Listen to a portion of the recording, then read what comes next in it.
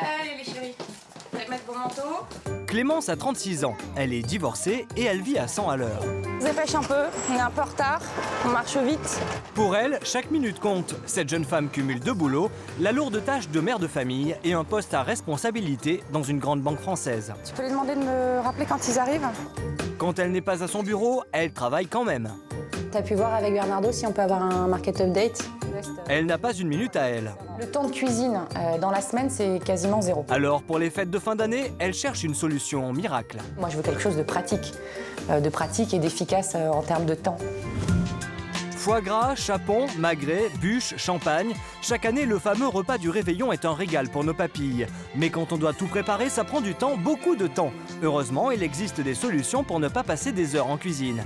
Oubliez la dinde au marron, cette année, apprenez à réaliser un repas de fête grandiose qui épatera à coup sûr vos invités. Le tout en moins d'1 heure, montre en main. Bienvenue. Merci. Pour prouver à Clémence qu'il est possible de réaliser un repas de fête digne d'un grand chef en un temps record, nous lui avons proposé de rencontrer Sandra, une chef à domicile.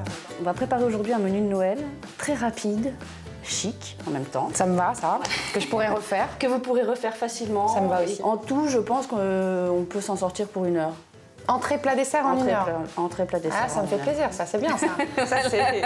Le défi est de taille, mais pas de quoi faire peur à Sandra. Elle a prévu d'utiliser des ingrédients faciles à préparer. C'est leur association qui fera la différence. On va commencer par les patates douces pour l'accompagnement du magret. Ok. Le chef a une astuce pour gagner du temps et faire d'une pierre deux coups. Un plat simple pour les enfants et chic pour les parents. Votre velouté de potiron ou de patates douces que vous faites pour vos enfants, vous en faites une plus grosse quantité. Et pour vous inviter, vous rajoutez un carpaccio de Saint-Jacques dans le fond de votre assiette. Et c'est très chic. Bonne idée, hein. Patates douces, magret, saumon fumé. Clémence ne connaît pas encore les recettes, mais en voyant le prix, elle s'aperçoit que cuisiner rapide ne lui coûtera pas forcément plus cher. Donc là, on a pour 90 €. Oui. Pour 5 adultes, 2 enfants, c'est pas mal quand même pour un repas de Noël, parce que c'est assez chic ce qu'on a pris. 90 € au total, soit l'équivalent de 15 € par adulte et 7,50 € par enfant. De retour au fourneau, Sandra réussira-t-elle à tout préparer en moins d'1 heure? Si un chef peut concocter un repas de fête en un temps record, Réjeanne, une passionnée de cuisine, pense pouvoir le faire aussi. J'aime beaucoup pouvoir cuisiner, mais des choses rapides et très parfumées en fait. Il faut bien souvent que les repas aillent vite. Pour son réveillon, Réjeanne prévoit de réaliser ses dernières créations. Noël est pour elle une véritable source d'inspiration. C'est le moment de mettre à l'honneur des produits qu'on va pas utiliser le reste de l'année, comme le foie gras, les huîtres, les noix de Saint-Jacques, et de pouvoir régaler toute la famille. Ouais. Réjeanne va concocter un repas de fête pour 3 personnes en 1 heure top chrono. En entrée, elle mise sur une salade de Saint-Jacques. Ses ingrédients, 9 noix de Saint-Jacques sans corail, 6 fines tranches de chorizo, 2 oranges, 3 belles poignées de mesclun et quelques brins de cerfeuil. Pour le chorizo, elle a une super astuce. Elle le place entre 2 feuilles de papier absorbant et le fait cuire au micro-ondes, puissance maximale. 30 secondes, c'est parti. Rapide et efficace, on obtient un chorizo moins gras et bien grillé. Voilà, le chorizo est croustillant. Il ne reste qu'à l'émietter.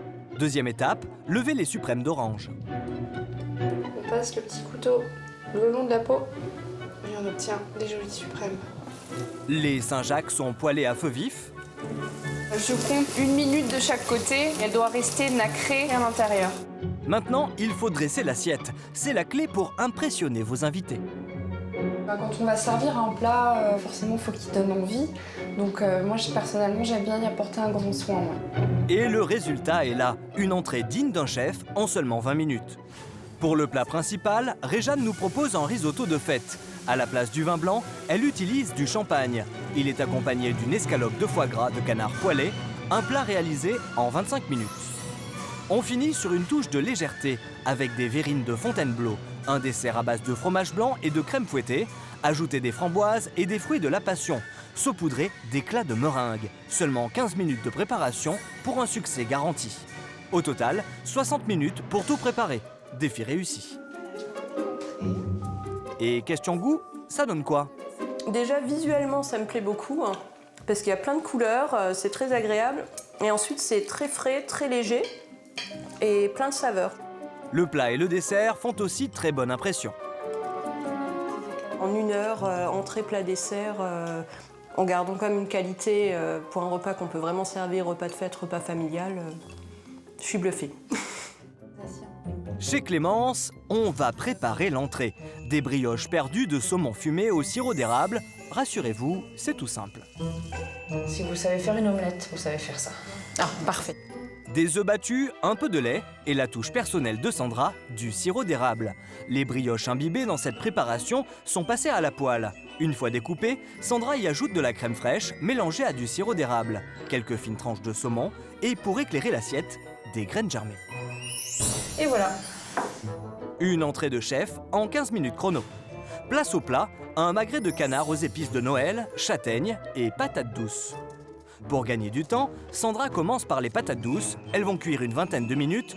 Et l'astuce, du jus d'orange, beaucoup de jus d'orange. Ça ajoute un peu de sucre aux patates douces qui sont déjà elles-mêmes un petit peu sucrées. Et du coup, ça va vous donner un légume très doux. Avec le magret, ce sera parfait. Justement, passons à la viande. Sandra et Clémence font de fines incisions dans les magrets pour accueillir un précieux mélange. Ah, ça sent bon, hein. Gingembre, muscade, cannelle et coriandre. Donc là, on va frotter la peau de nos magrets avec les épices. Les magrets sont ensuite poêlés 4 à 5 minutes, puis enfournés 15 minutes à 180 degrés. Pendant ce temps, il faut préparer la sauce. Quelques échalotes, des épices, du miel, du vinaigre de Xérès, du citron et des châtaignes. Ça, c'est vraiment pour apporter la touche de Noël. Ouais. Les petites châtaignes. Tout est prêt, voici le résultat après 20 minutes d'effort. Voilà, on arrive à faire quelque chose d'élaboré. Et vraiment, c'est très simple, c'est très facile et j'appréhende pas du tout de le refaire toute seule.